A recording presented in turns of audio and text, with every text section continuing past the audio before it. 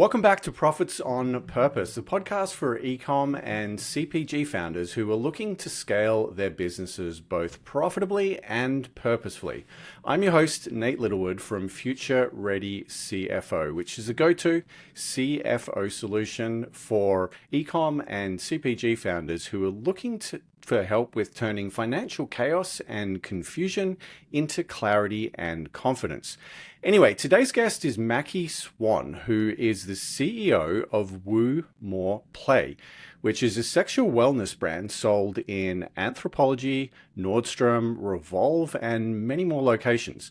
Today, we're going to be talking about a topic that most founders avoid thinking about until it's often too late, which is whether or not you should still be the CEO of your own company. The backstory here is that in November 2021, while she was finishing off her MBA, Mackie was actually brought in by the original founders of Woo More Play to basically scale a business that they had started, but had come to the realization that they probably shouldn't be the ones running on a day-to-day basis. Anyway, 3 years later, Mackie has managed the business through to profitability, has launched multiple successful products, and navigated the complex world of what she refers to as vice categories. We'll talk a little bit more about that later. But anyway, this is not a conversation about sexual wellness products, okay? It is a conversation about a decision that many founders are eventually going to have to face, which is, am I the right person to be running the company that I've founded? Mackie has firsthand perspective on this topic, and I think, many founders and CEOs are going to benefit from this conversation. So Mackie, welcome to the show. It's great to have you here. Thank you so much, Nate. I'm excited to be here and looking forward to our conversation today. Likewise. Well, why don't we get the conversation started here with just talking a little bit about your backstory. Just quickly, what is Woo More Play all about, and how did you come to be the CEO of this business? Great question. So Woo, we make clean, non-toxic intimacy products for women and their partners. Our business really exists to help women experience more agency in their own sexuality and feel good in their bodies during sexual experiences.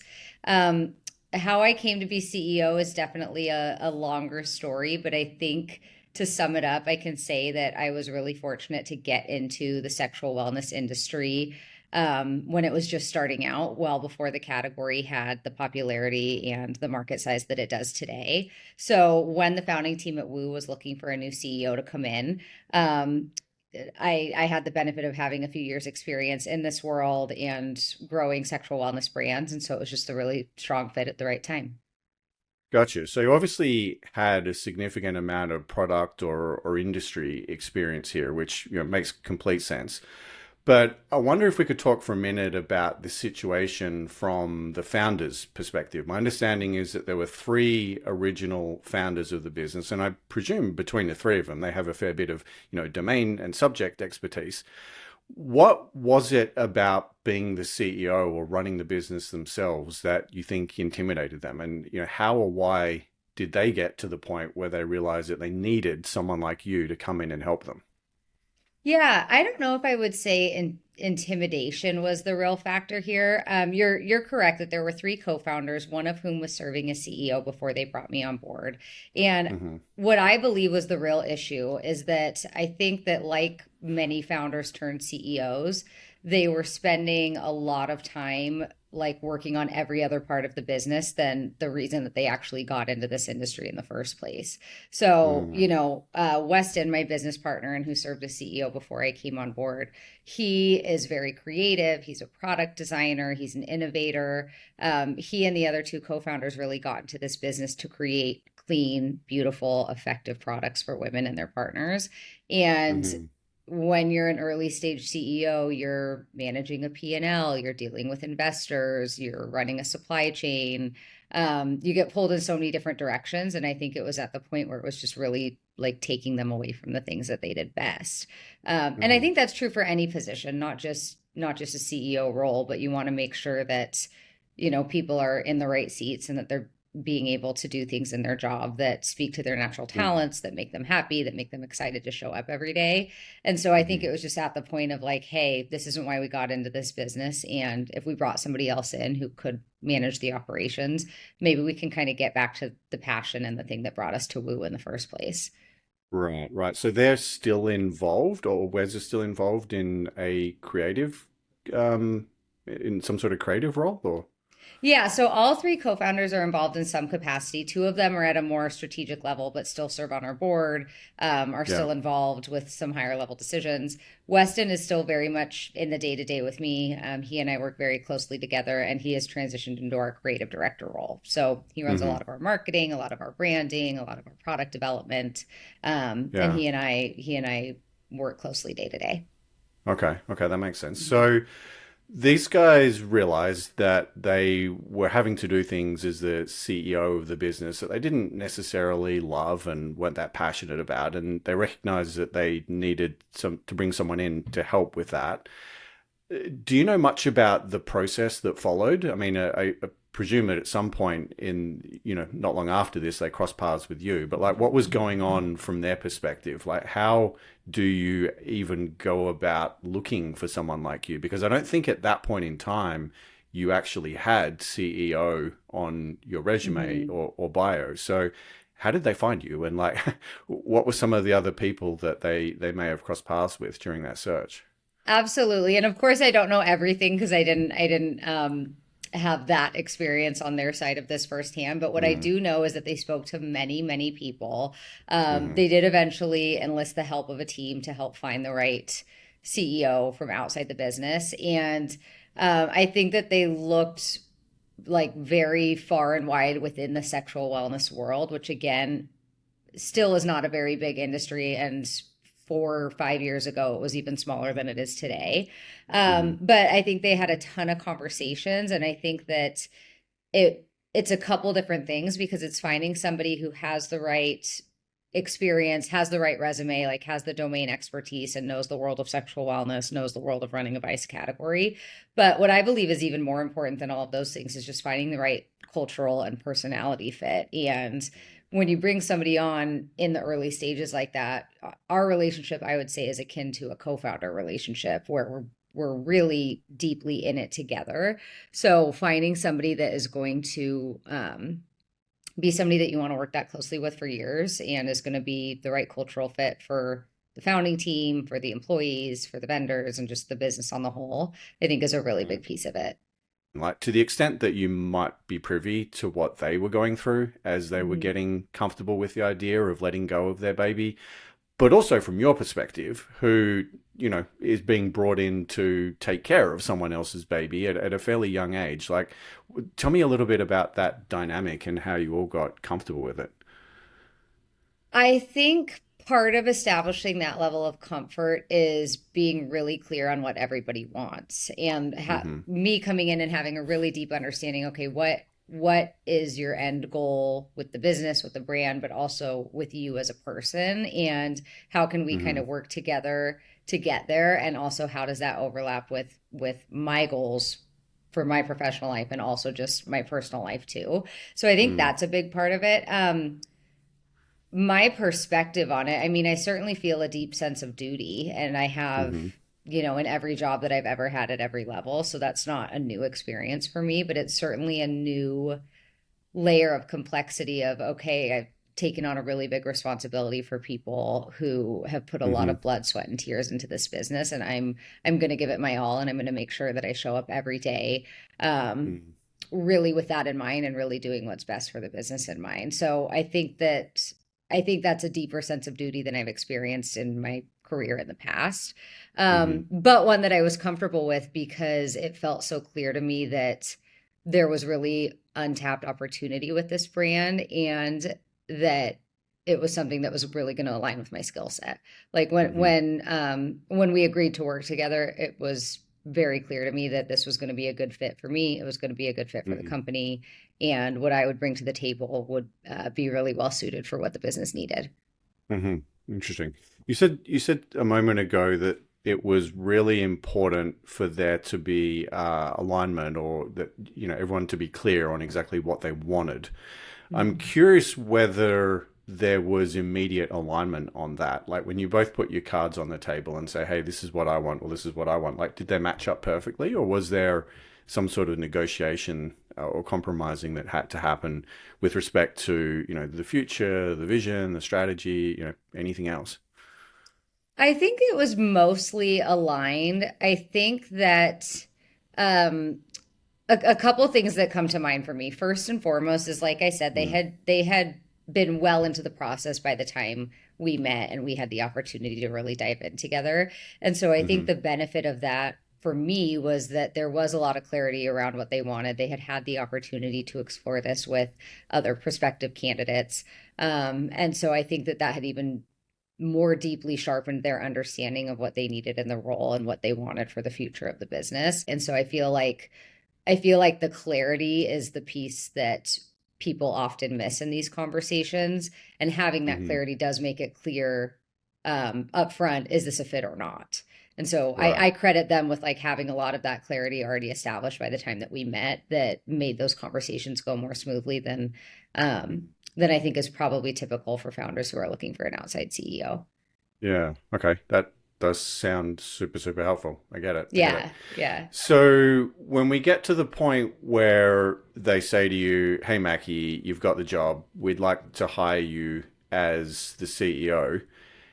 How was the deal structured? Like, you don't need to go into specific terms or details, but like, can you tell me a little bit about how, as a founder of a business, you would correctly incentivize and motivate a CEO to kind of look after the business with, the appropriate level of care, like for you to be Mhm. engaged the way they want you to be engaged, I guess is what I'm asking. Yeah, I think there are two things that are important, and both of those are what was offered to me and what I think has made this work so well. Number one, Mm-hmm. with any startup CEO, I think there's always the conversation of like, when do you pay yourself and how much do you pay yourself, Yeah. etc. And I, because I was, leaving an established role, it was you have to, be comfortable. I was moving out of state. It was like, okay, we're going to make sure that you have a salary that you're not going to have to worry about whether or not you can pay your bills. And Mm-hmm. that was like, okay, then I know I can make this. Not that it eliminates any risk with changing any role, but that you can focus on the business and be really laser focused on that.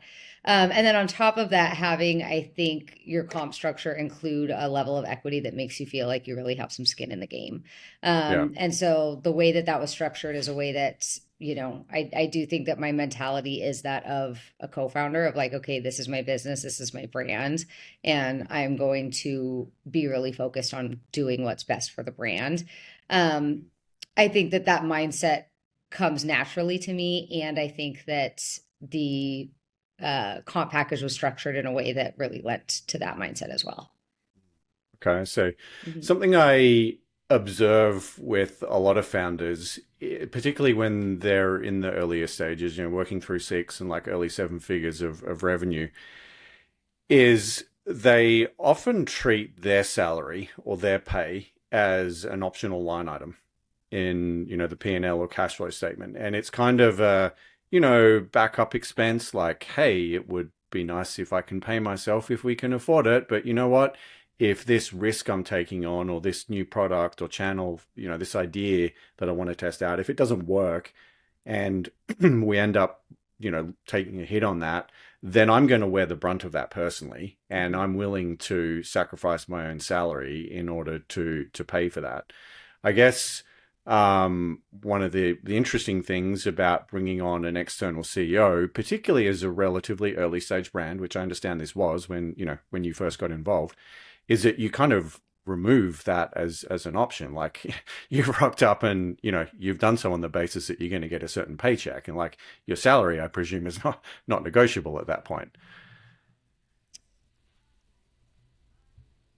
I wouldn't say it's not negotiable. And what I mean by that is that mentality that you described that a founder has of like, okay, I'm gonna skip this, or I'm gonna Mm, delay that because it's what's best for the hmm business. Like, Not that I've ever been without a salary, but there are Hmm. times where it's like, oh, we've had these plans in mind, or we wanted to bring on these resources, or we wanted to make this change to comp or whatever, where I've also had to make some of those decisions. And so Hmm. I think that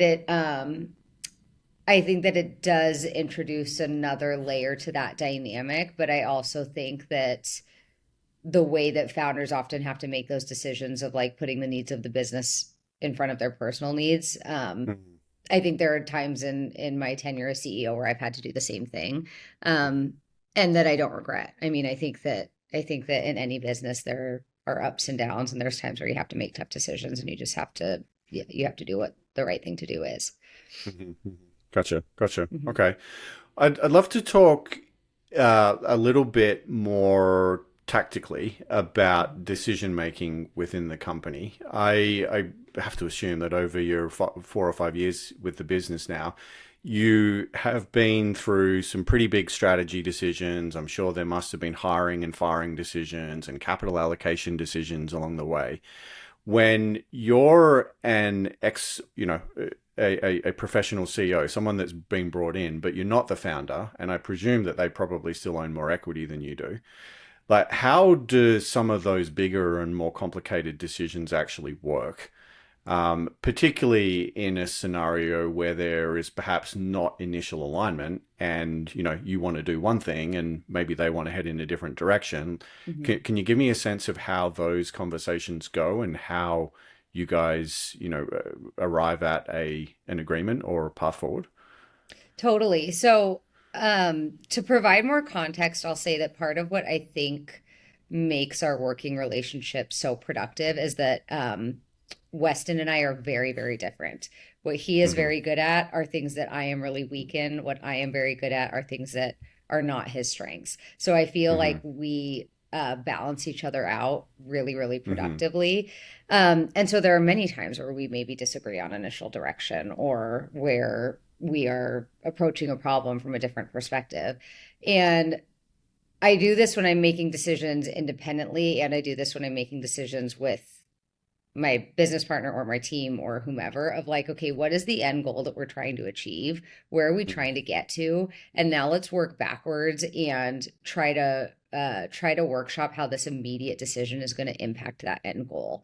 And I think that Hmm. when you start from the finish line and then you pull back into the present day, that can really help contextualize and often will make that decision a little bit more clear or a little bit more defensible. So I think starting there.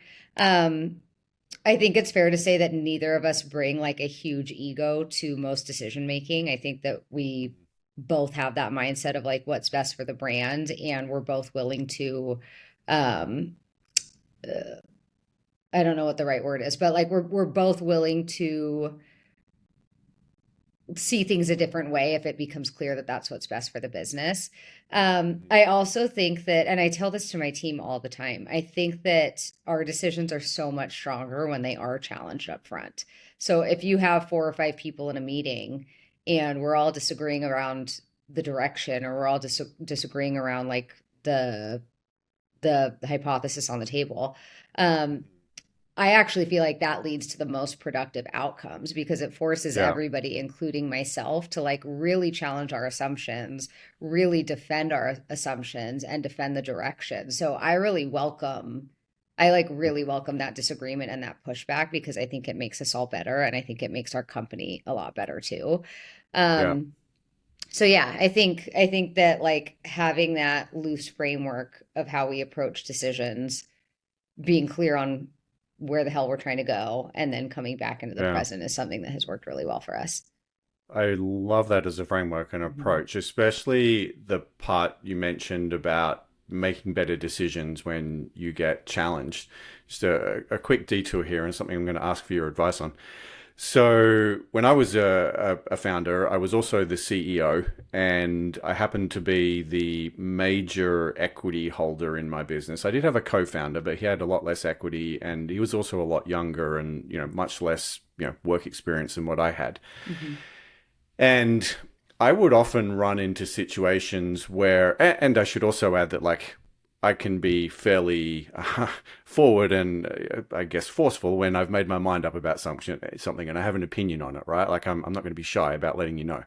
I would often find myself in situations where I just felt that there wasn't enough resistance. And like, I don't want you guys to agree to everything I'm saying. I want you to argue with me. I want you to tell me where you think I'm wrong and, if you've got a different opinion. And it was a constant struggle to, I guess, get my co-founder and often the rest of the team to actually do that. Do you have any tips and advice on how to resolve situations or dynamics like that?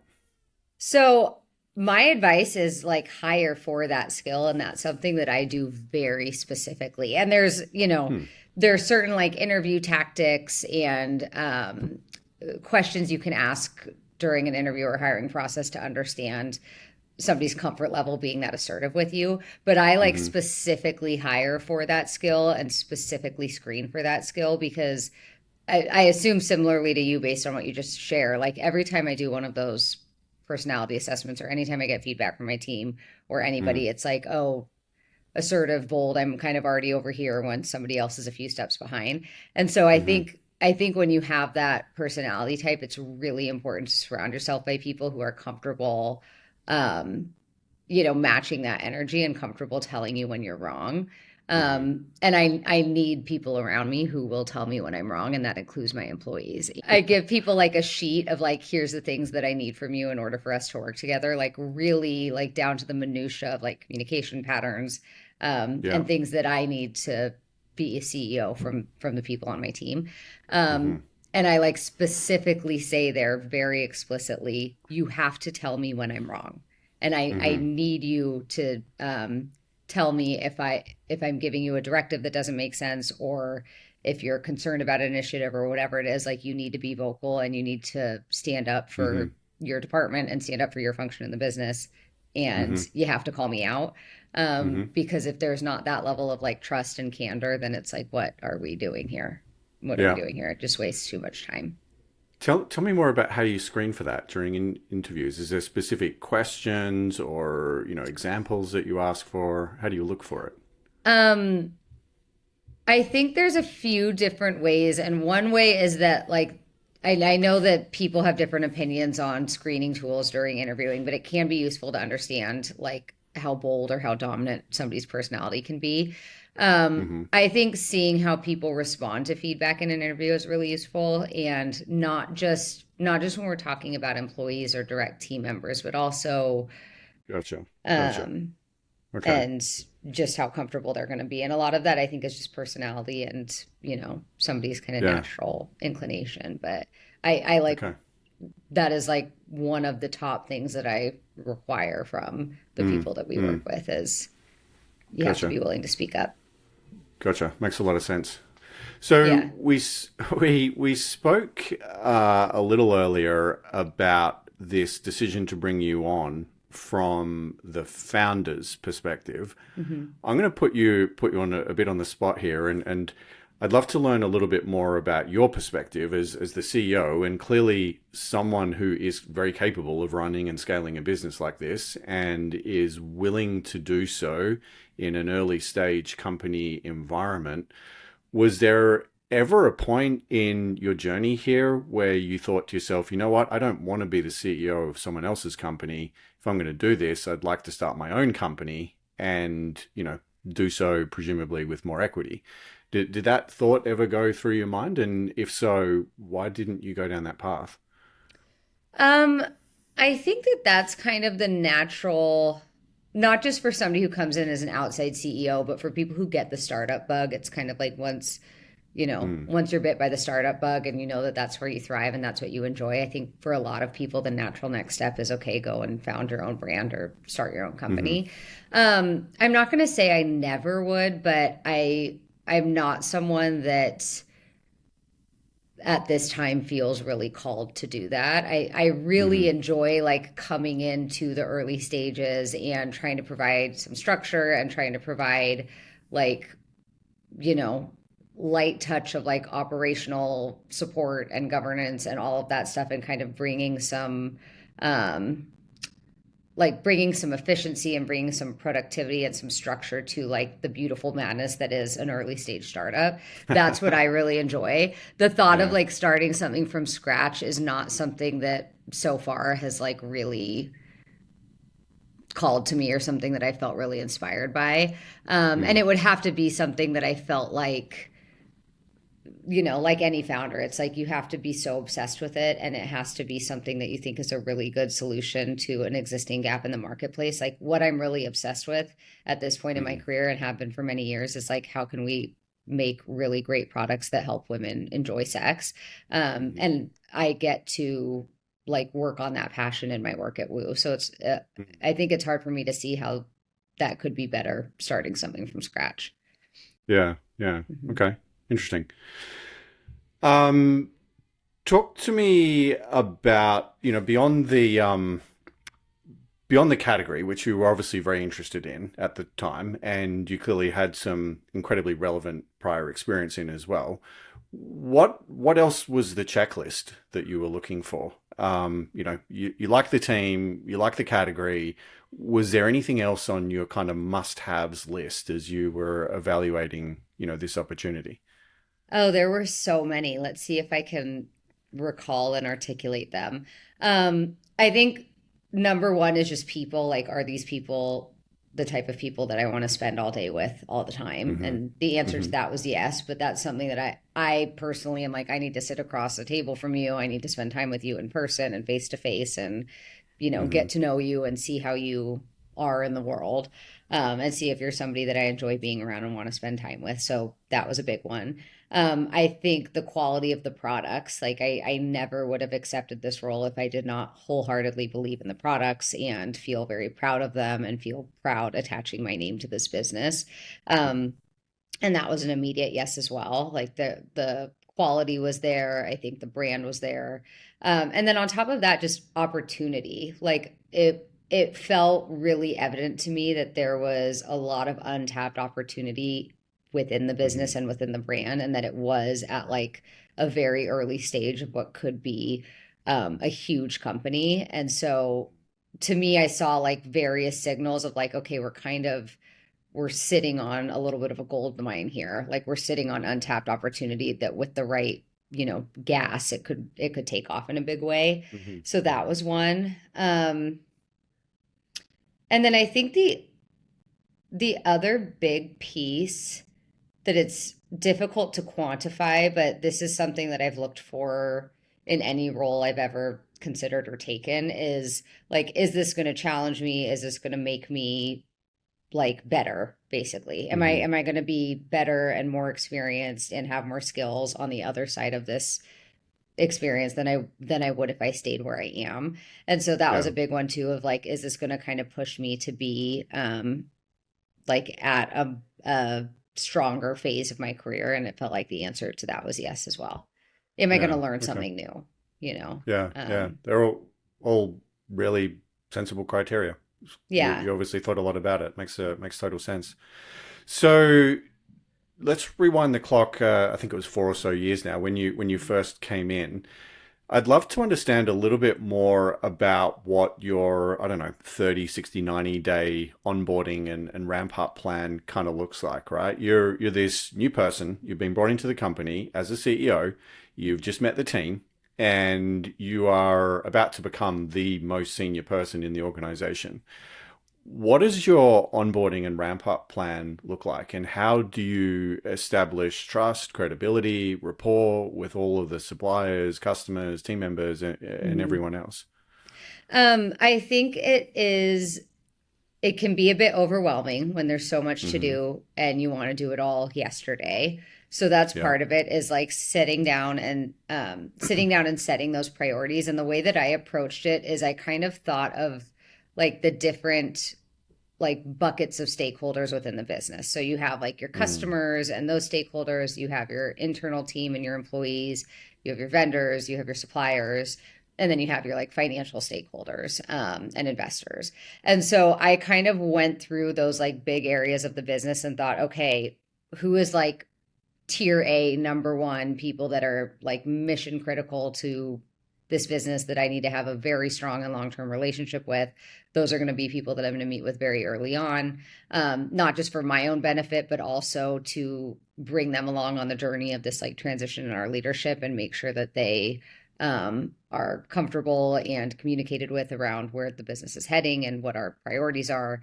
And then I kind of just like went down the list of like what needs to happen immediately, what are things that I can do in the first 3 months, what are things I can do in the first six, then what needs to happen in the first year. And I think that generally speaking, that was a strong process. The other thing that I dove into really, really deeply, like even within the first 30 days, this was one of the first things that I tackled when I started, is really trying to understand who our customer is. Like as an early stage brand, like you don't have a ton of money to spend on like fancy schmancy research firms. And so you kind of gather all this data around who your customers are in these like various places. And I'm not a statistician, like I'm not a data analyst, but I had enough at my fingertips to say like, okay, I'm going to do a deep dive and I want to be able to like in 30 days from now, describe in detail who our customer is, why our products are helping them, and start to like formulate some theories around how we could find more people like them. So outside of just like stakeholder management and kind of understanding the different areas of the business, I think that that was one of my like first priorities when I started, is trying to get my hands wrapped around that. But I will say that one thing that really stood out to me and that like continues to be really meaningful in hindsight is I think a lot of the like pushback or trepidation that you would anticipate from people in different parts of the business, I think just was not there because the founders had done such a good job like establishing that trust and credibility before my first day. And so I think I'm really grateful that I came into a team and I came into some of our customer conversations and investor conversations with people already having like a positive perspective and feeling like I already had credibility that had been established before I walked into the room. And I think that was like a really important part of the transition, and it set us on a really positive path forward. Nice. Is there anything that, I mean, with the benefit of hindsight, is there anything that you would have done differently or you think could have been improved upon? I mean, of course, there's always things that can be improved upon. I think I think this is true all the time. Like this is something that I have conversations with about all the time with other founders, and it's like not something that's unique to me coming in as an outside CEO. But I think when it comes to team, and again, I use that more broadly, not just employees, but like your key vendors or key partners, um, whomever it is that you're relying on to run your business. I think that like when something is not the best fit, you always want to act sooner rather than later. And I think that when you're like coming in and you're inheriting a lot of that structure, you kind of have to you have to sequence things. You can't make every single change in the whole wide world at the same time. And so I think that just being really thoughtful around like what are the really high impact areas that need improvement, and then what are the nice to haves, and being really clear on those priorities. I'm thinking a little bit more about a comment you made at the beginning of this conversation about Wes, the one of the co-founders, who loves the creative part of this business, but you mentioned that there was a whole lot of other stuff that he didn't really enjoy doing, and he kind of came to the conclusion, or they came to the conclusion that we don't want to be running this business. I think there's an interesting contrast here, and to be totally honest, I'm not quite sure where this is going yet as a question, so just bear with me. But the observation I want to make is that I do often come across founders like that, and in fact, I have a couple of them at the moment as fractional CFO clients. Like they're good at really one part of the business, whether it's product or creative or something, and they enjoy that.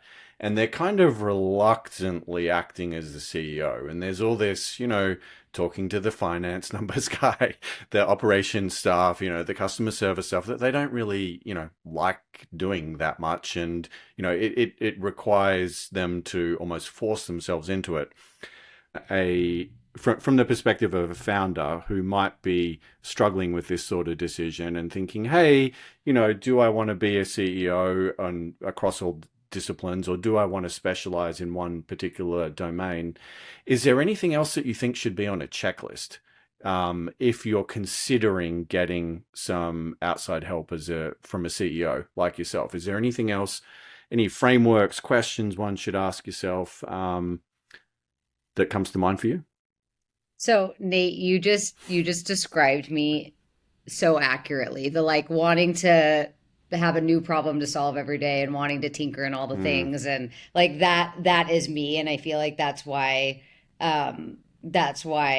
I've so enjoyed coming on as a CEO to an early stage brand, is I also get such a dopamine hit from like what's kind of the challenge of the day, how can we dive in, what new thing can I learn, like uncovering this problem.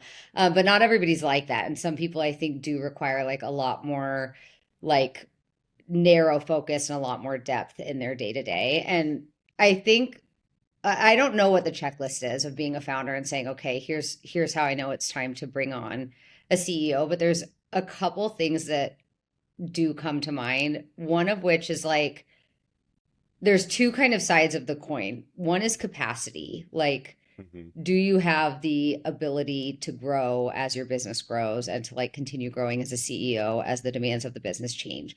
My belief is that if somebody like has the grit and has the resilience and has the frame of mind to be a good founder, and can get a business off the ground, which is no small feat, and get it into seven figures, which is no small feat. Like most of those people, in my opinion, probably have the capacity to continue growing as a CEO.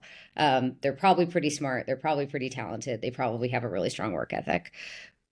On the other side of that coin, if capacity is one side, I think desire is the other side, where like, do you want that? Like, do you want to continue growing in the role of CEO as the business grows? And I think that a good question for people to ask themselves is like, are the needs of the business outpacing either my capacity or my desire to continue leading that business? And that could probably provide a good framework. I am a big fan of the book Who Not How, which if anybody hasn't read it, it's all about developing your who's and just making sure that you have the right people in your network and on your team, and the right people in the right seats. And one thing that really struck me in reading that book for the first time is the author talks about how if there's a specific thing that you continuously procrastinate on in a way that's out of character, that's a good signal that you're probably not the right person to do that job. If there's something that you keep putting off and you keep putting off and you know that you have to do it, it's like, okay, I'm not the person for this, because the right person would not be procrastinating in this way. And I can't speak on whether or not the founding team had that experience directly, but that's something that like I keep in mind of, am I not the right person for this specific thing? Or like, how do I know when the needs of the business, maybe it's like a new vendor or a new supplier or a new partnership that we don't have in place. Like that's how I evaluate, hey, we need to start resourcing this area in the business in a new way. Are our existing resources not able to keep up with the demand? And so I think that can be like a good way to kind of analyze that. Interesting. Okay. Yeah, that's a very, very interesting perspective. A follow-on for this dopamine problem that I think we share, and love of shiny objects. I'm curious how you manage that as a CEO and manager. I'm guessing that on any given day, there's probably 10 or 20 times more things and shiny objects begging for your attention than what you actually have time in the day to realistically do. And as someone who does enjoy tinkering in a wide variety of problems, how do you find the discipline to not do that? And how do you determine what are the 10% or so of things that you actually need to dedicate yourself to? So a few ways, one of which is the whole like urgency versus not urgent and important versus not important matrix. So I think if a problem hits my radar or hits my desk, I'm always asking myself, is this a today thing? Is this a this month thing? Is this a this year thing? Like what is the actual business impact in terms of dollars. And that helps Mm-hmm. me determine, do I need to like shift my focus and dive into it right now, or can I take a step back? Mm-hmm. I think once my focus is on the thing, then I go through the thought process of what is my level of involvement? Like, is this a problem that I can just get the right person on and delegate and set expectations really clearly and then let them tackle it, and I can just advise or catch up with them at the end, or be more loosely involved, or like, is this high level enough that I personally need to be helping solve this problem? And so that's the other part of it. And I think also just time blocking. Like, I have very clear blocks on my calendar, and I have very clear days and windows of times where I do not take meetings. It's like, this is my problem solving time. This is my time to dive into whatever thing I want to dive into, and I'm not scheduling over it. And I will tell my team my phone is on, do not disturb, call me twice if something's on fire, but otherwise, you're not going to hear from me for the next 4 hours. And Yeah. so I think by like having dedicated time to like dive into the interest of the week or the interest of the month or whatever the thing is that's really exciting me. Right now, it's like back to consumer research. It's the thing that we did 4 years ago. The thing that I did 4 years ago in my first few days, I've done more deeply over the past few months of like a really deep dive. And I'm really excited and energized right now by having new insights on who our consumers are and who our key customer segments are. So I've had a 4 hour block on my calendar once a week where I'm just kind of like pouring over that in a way that Yeah. um, isn't taking away from like time pressing areas of the business, and is productive and makes me feel really excited and like Mm. jazzed to dive into it. Yeah. Yeah. That's a really thoughtful approach, and I'm also I'm smiling because I'm intrigued by how different your what you just described is to a process that I developed recently. I was putting together a basically a digital product, like an online course for founders to address that problem, and I came up with this framework that basically involved, going through the financials, benchmarking different parts of the business to comparable companies and peers. And I have a whole system through which I do this. And then, identifying where are the financial weak points in your profit and loss, or your cash Mm-hmm. flow statement or whatever. And flowing that into, okay, here's a brainstorming list of possible solutions. So if, for example, if our cost of goods sold is too high as a percentage of sales, like, this is the possible solutions that we could come up to address that. Um, anyway, intriguing to, compare the different approaches. I'm curious though, like, how do numbers and financials play a role in your decision making as a CEO today? Like, how are you leveraging and utilizing your financial statements to be a better CEO? I mean, I think it like plays a role in everything that we do. And when I say Mm, like, if I decide like the importance or impact or urgency of an issue, like that is quite literally a financial decision. If we have an issue with a recent PO or a product problem or a mm, supply problem that is going to have a direct impact on our immediate revenue, like, you can bet that I'm diving into that problem, and that I'm like in frequent communication with my ops person or my suppliers, or whom, tariffs are a great example. Cannot tell you how yeah. many hours I spent with my team Oh, yeah. and with our key suppliers navigating the tariffs issue, because it was like Yeah. this has a very real and like very immediate financial impact on our business, and Sure. like on our margins and on our supply chain. And then I think when it comes to things that are less immediate and more long term, like what works really well for me is probably similar to the process that you just described. And it's what I do with my finance team of like, okay, here are areas in the business that we feel can be optimized or that we feel are inefficient right now. And then let's figure out how to make those actionable. So, like, maybe we're not hitting our margin targets on a specific product. Okay, maybe those cogs are too high. What are our actions? We can negotiate with our supplier. We can shop it around. We can order in higher volumes. Okay, if we're going to order in higher volumes, what is the impact on cash flow? And then you kind of like Mhm. put all of the options on the table that you could do, and then you prioritize. So it's like, okay, if this is everything Yeah. we could do to improve our cogs, this is the priority. And then it's like, okay, is that me? No, that I don't need to call and talk about volumes on this product. I have a head of ops for that.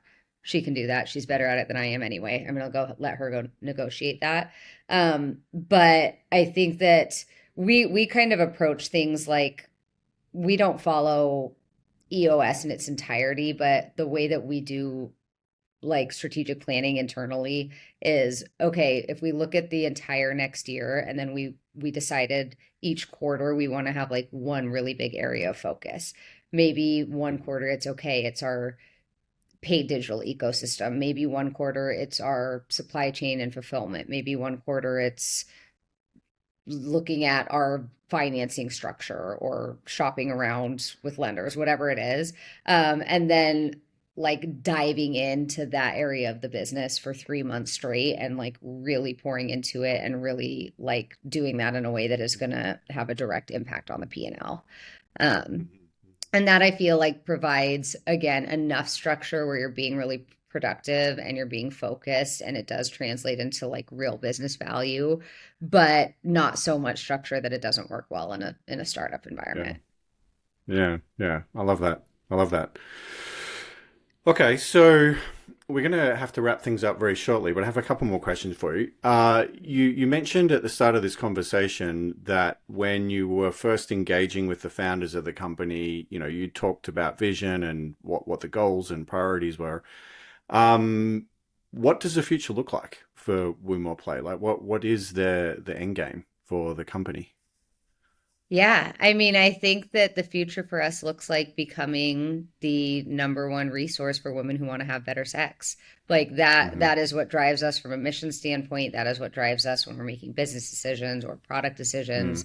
I think that there is still a real gendered discrepancy in people's relationship to their sexuality in the world, and specifically in this country. And I think that we have a lot of opportunity to help women feel more empowered and feel more excited and feel more connected to their bodies and to their sexuality. So that is the goal. Okay, got it. And on that topic, we touched very briefly on this earlier, but the definition of vice categories. Tell me, what does that mean and how does it impact your day to day? Oh, it impacts so much. So vice categories to me, some people refer to these as shy buys, but it's products and categories that are kind of on the fringes of what you might find in your grocery store, right? So it might be sexual wellness. Cannabis faces similar issues when it comes to like business and policy issues that we do. Firearms, tobacco, Right. Certain like fintech. I think that there's a lot of regulatory issues when it comes to like Bitcoin or those types of things in that industry. And it impacts so much of what we do. I cannot emphasize it enough. I often will have this conversation when I'm talking to like a new potential vendor or a new candidate, and people will be like, oh, well, it used to, or maybe a little bit. And I'm like, no, it does today. And it does in many different ways. So one great example is payment processors. We sell organic lubricant. We sell organic lubricant and adult devices and natural feminine wipes. Like there is nothing nefarious or illegal or anything like that in the business that we do at Woo. In spite of that, we have had many times with many different payment processors where we'll just wake up one day and they'll shut us down. Wow. It happened with PayPal. It's happened with QuickBooks. We've been working with them for 4 or 5, 6, 7 years. And then as recently as last month, a payment processor will say, we can't work with you. You've been flagged as violating our terms of service. So we're not going to be able to support your business anymore. So when you you lost your accounting system because we of did the not lose product our you sell. accounting system. We lost our ability to receive payments via QuickBooks payments. which, Okay. and they're just like, okay, Yeah. I hate you PayPal. can't use PayPal anymore, and you can't get your tens of thousands of dollars that are sitting here in this account. So stuff like that happens all the time. It comes up in conversations with investors. It comes up in conversations with lenders. The challenge is that a lot of different industries and a lot of different types of businesses have their terms of service that helps them make sure that they're like partnering with ethical companies. And a lot of them will refer to like adult services or escort services or things of that nature in very vague terms. And so it's difficult for them to delineate like, okay, organic lube's okay, but you know, the online sex work is not okay. They don't really have a way to distinguish the difference between those two things. And so we often get like caught up in the muck of that. Advertising, it's a huge issue. Like, Meta, Google, oh are you yeah. advertise? Oh yeah. You, We do advertise, and we are able to advertise profitably, but it is like hmm, very complex, very challenging. I can't even tell hmm. you how many times we've had our Meta ad account deactivated, and then we just have to Wow. start from scratch because Oof. they decide it violates their policies. So it's challenging, and Hmm, it means we have a lot more work left to do. Like, hmm. that is the Yeah. problem, right? To me, like that's such strong evidence of the Yeah. problem that we're trying to solve. So it's Spot on. incredibly frustrating, Hmm. but it's also motivating. Mm-hmm. Mm-hmm. Yeah. Well, you've hit the nail on the head right there. That is exactly the problem. Yeah, I hear you. Mhm. Uh, Mackie, as we wrap things up here, I wanted to ask you a question that I now ask all of my guests on this show. Given me being the numbers nerd I am, I'd love to know what is your favorite business KPI or metric. How often do you track it, and why?